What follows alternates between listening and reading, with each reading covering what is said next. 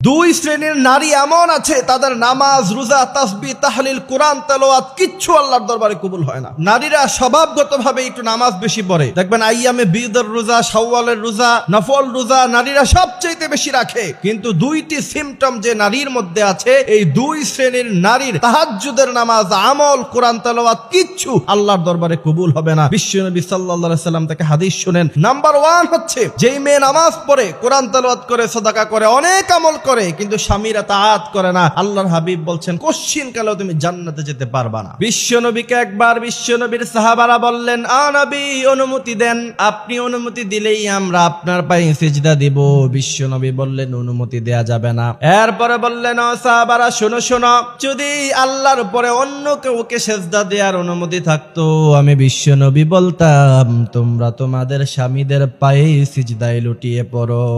সুবহানাল্লাহ। কারণ তোমাদের স্বামীর পায়ের নিচে তোমাদের জান্নাত। আমিয়া কোন নারী আমল অল্প করে, শুধু নামাজ পড়ে, হালকা মাঝে মধ্যে কোরআন তেলাওয়াত করে, আর স্বামীর তাআত করে, ওই নারী হবে জান্নাতি নারী।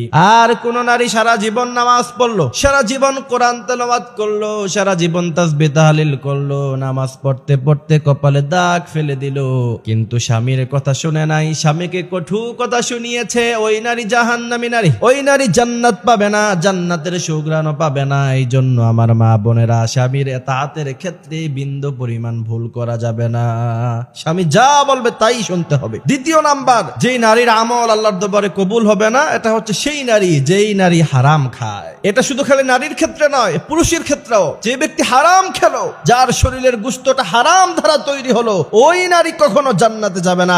ওই নারীর নামাজ, রোজা, তাসবিহ তাহলিল কোনো কিছু আল্লাহর দরবারে কবুল হবে না। বর্তমানে নারীরা সবচেয়ে বেশি হারামের সাথে জড়িত, তা হচ্ছে সুদের কারবার দিয়ে। এনজিও থেকে সুদ কারা নেয়, কিস্তি কারা নেয়। অনেক এনজিও আছে নারী ছাড়া কিস্তি দেয় না। স্বামীর যদি কিস্তি লাগে, নারীর অনুমতি লাগবে। আর সুদের ব্যাপারে আল্লাহ হাবিব বলছেন, সুদ যে ব্যক্তি খায়, সুদ যে ব্যক্তি দেয়, সুদের খাতা কলমে যে ব্যক্তি সাইন করে, সবাই সমপরিমাণ গুনাহ। বর্তমানে নারীরা সুদের কারবারে জর্জরিত হয়ে গিয়েছে এবং তাদের খাবারগুলি হারাম হয়ে গিয়েছে। হারামের সাথে জড়িত আছে যেসব নারীরা, আমি চ্যালেঞ্জ করে বলতে পারবো, তাদের জীবনের কোন আমল আল্লাহর দরবারে কবুল হবে না। আপনি নামাজ অল্প পড়েন, আপনি কোরআন তেলাওয়াত অল্প করেন, আপনি রোজা কম রাখেন, শুধু 30টা রোজা রাখেন বছরে, যে ফরজ রোজাগুলি আছে, তারপরে আপনি হালাল খান, আপনি হবেন জান্নাতি। আর যদি আপনার হালালের সাথে কোনো সম্পর্ক নাই, হারামের সাথে সম্পর্ক রেখে আজীবন নামাজ পড়তে পারবেন, কিন্তু জান্নাতে যাওয়া আপনার জন্য কঠিন হয়ে যাবে।